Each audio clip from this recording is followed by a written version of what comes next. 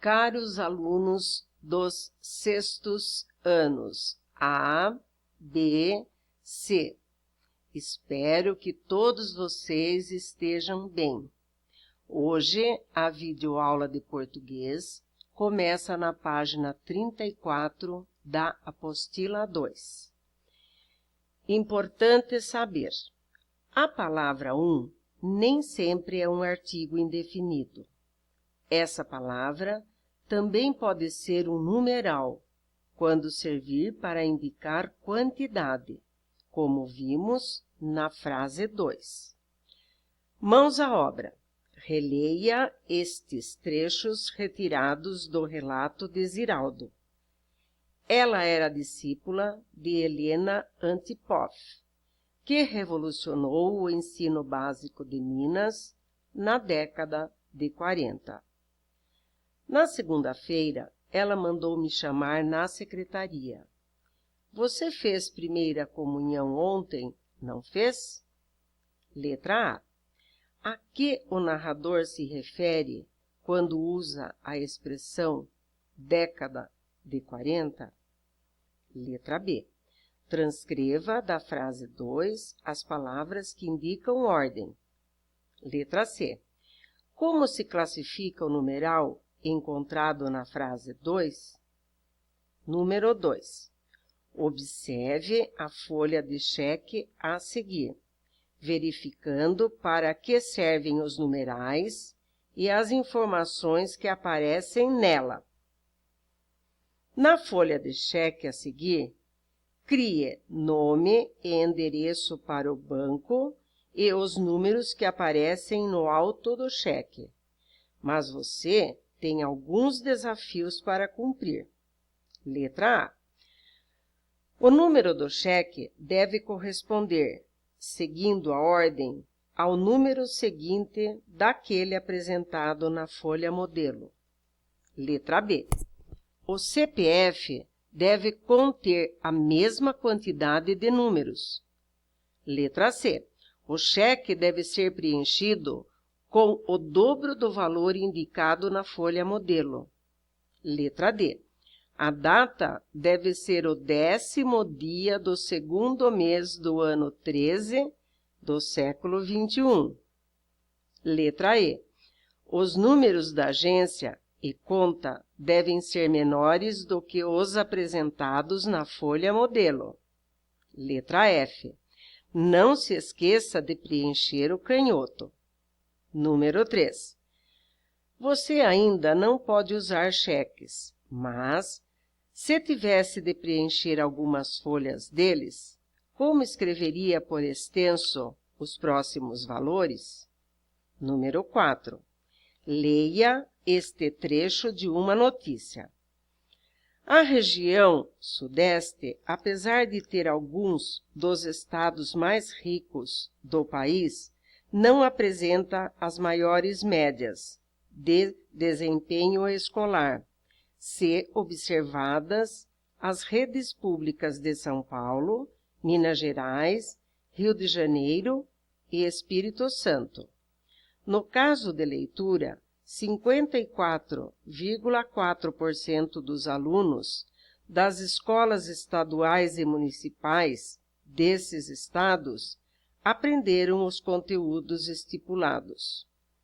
Em escrita, essa taxa cai para 53,8% e, em matemática, piora ainda mais, 35,6%.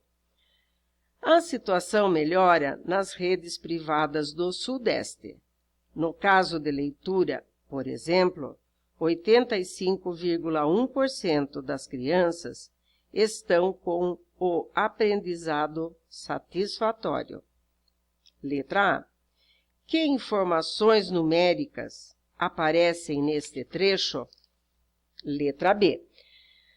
Copie os numerais do gráfico que está no início deste capítulo e explique o que eles indicam. Número 5. Você observou quantos textos deste capítulo trazem numerais? Releia o final da crônica. na escola e continue refletindo sobre o papel que essa classe de palavras pode ter em um texto. Respeita, não respeita. A discussão esquentou. Dona Amarilis pedia ordem. Ordem, assim não é possível. Mas os grupos se haviam extremado. Falavam todos ao mesmo tempo, ninguém se fazia ouvir, pelo que, com 4 votos a favor de calça comprida, 2 contra e 1 tanto faz, e antes que fosse decretada por maioria absoluta a abolição do uniforme escolar, a professora achou prudente declarar encerrado o plebiscito e passou a lição de História do Brasil. Letra A. Quando Dona Amarilis pede ordem, ordem, está se referindo à falta de organização dos alunos para falar. Que tipo de ordem poderia ser sugerido para o plebiscito? Letra B. Que numerais poderiam servir para que a professora indicasse quem começa a falar e quem continua na sequência? Letra C. Que numerais serviram para indicar o resultado da votação do plebiscito? Número 6. Leiam o problema a seguir. Altos e baixos. Na figura abaixo, vêem-se 4 fósforos pequenos e 4 grandes. Estes são iguais ao dobro do tamanho daqueles. Como arranjá-los de modo a obter exatamente 3 quadrados iguais? Não vale sobrar fósforo, ou parte dele, fora de algum quadrado. Agora retire do texto os seguintes numerais. Letra A. 2 numerais cardinais. Letra B. Um numeral multiplicativo. Letra C. Depois de localizar e transcrever os numerais, tente resolver o problema. Produção de texto.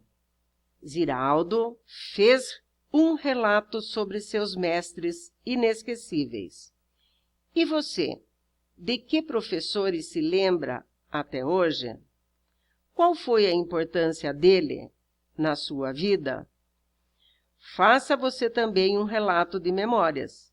Nele, fale sobre o momento que você vivia na escola e descreva seu professor, indicando as suas características, o seu jeito de ser e como eram as suas aulas.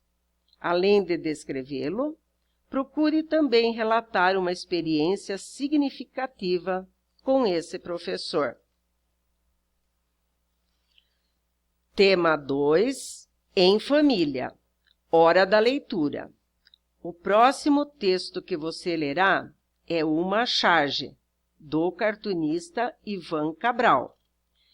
Charge é um desenho humorístico com ou sem legenda ou balão, geralmente veiculado pela imprensa e tendo por tema algum acontecimento atual que comporta crítica e focaliza, por meio de caricaturas, uma ou mais personagens envolvidas.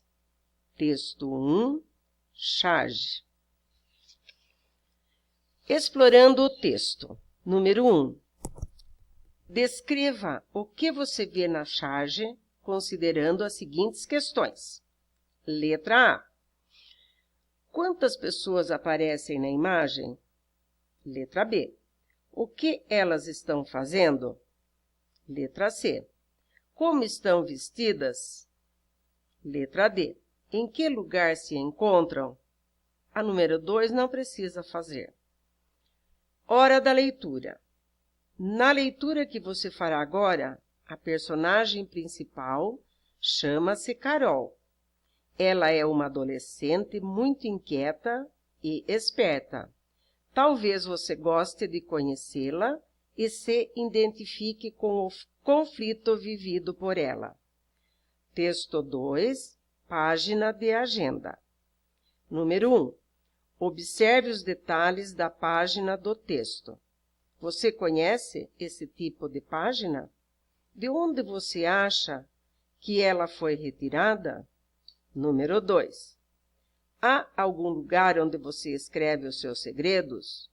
O que acha do hábito de escrever num lugar só seu, a que ninguém mais tem acesso? Número 3.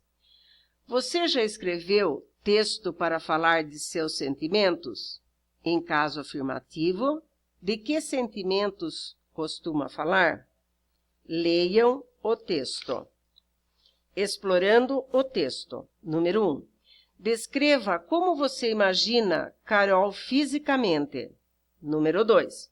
Como se sentia Carol na segunda-feira ao escrever? Explique. Número 3. De acordo com a carta da mãe de Carol, a menina teve os seus segredos descobertos. Por quê? Número 4. Observe esta capa de livro. Segredos de Agenda. Thelma Guimarães Castro Andrade. Letra A. A ilustração dessa capa forma um sinal de pontuação. Qual é ele? Letra B. Qual é a relação desse sinal de pontuação com o título do livro? Letra C. O título desse livro tem alguma relação com os fatos ocorridos com Carol, principalmente com a raiva que sentiu da mãe? Por quê? Texto e construção. Número 1. Que elementos aparecem na página da agenda, além do texto escrito? Número 2. Por que eles estão presentes na página da agenda de Carol? Em sua opinião, por que Carol colou a carta da mãe na agenda? Número 3. Em uma agenda, costuma-se registrar os compromissos do dia a dia. É isso o que está anotado na agenda de Carol? Por quê? Como você chamaria esse texto? 4. Ao escrever, Carol usou parágrafos ou versos. Número 5. E o texto da mãe dela? Como está organizado? Número 6. Ao escrever, Carol se dirige a alguém. Copie do texto o trecho que confirma a sua resposta. Número 7. Os textos da Carol e os da mãe foram escritos com o mesmo objetivo, ou seja, com a mesma intenção? Explique sua resposta. Número 8. A linguagem utilizada na agenda é formal ou informal? Copie exemplos que justifiquem sua resposta. Conhecendo o gênero textual.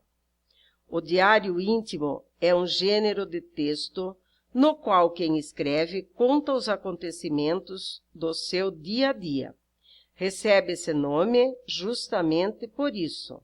Hoje em dia, os adolescentes costumam escrever textos desse tipo em suas agendas. No texto apresentado, Carol usa a página da agenda para contar sobre os sentimentos, as emoções e a razão de seu desentendimento com a mãe no dia anterior. Seu texto foi organizado em parágrafos e a data não foi colocada por quem escreveu, porque já aparece na agenda. O diário costuma ser escrito na linguagem informal. Número 9. Transcreva do texto de Carol trechos que expressam as emoções e os sentimentos solicitados a seguir. Letra A. Alegria. B. Descontentamento. C. Alívio. Ao transcrever as palavras, você usou aspas? Por quê? Bom estudo, alunos!